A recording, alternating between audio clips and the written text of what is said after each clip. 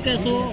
આજે વાઘોડિયા કાર્યાલયના અંદર મિની જાહેર સભા જેવી રાખી અને જાહેર સભાના દરમિયાનના અંદર ક્ષત્રિય સમાજનું સંમેલન કરવાનું હતું, પણ ક્ષત્રિય સમાજના સંમેલનના અંદર સરકારી તંત્રને ઉપરથી દબાણ કરીને પરમિશન આપવામાં ના આવી અને ક્ષત્રિય સમાજને પરમિશન ન કરવા આપી. મેં ક્ષત્રિય સમાજને ટેકો બિનશરતી જાહેર કરવામાં આવ્યો.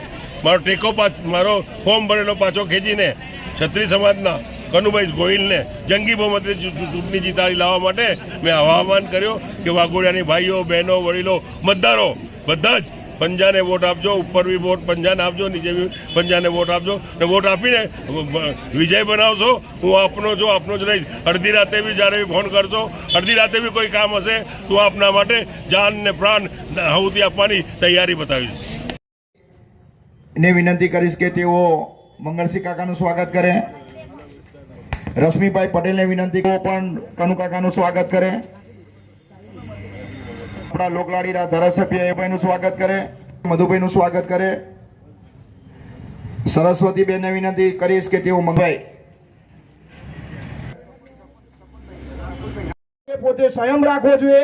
બોલતા પહેલા 10 વખત વિચાર કરવો જોઈએ કે શું બોલી રહ્યા છે. માટે આપની આ માધ્યમની મીડિયાના માધ્યમથી જણાવવા માંગો છો કે પ્રજા શ્રીવાસ્તવ છે, એમનું સ્વાગત નારાયણભાઈને કહીશ કે એમને સ્વાગત કરે.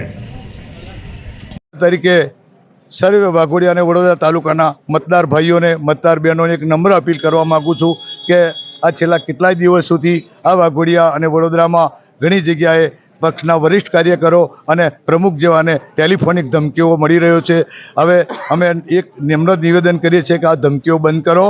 આ ધમકીઓ બંધ કરીને પડદાના પોસ્ટરો પાડવાથી વોટ નહીં મળે.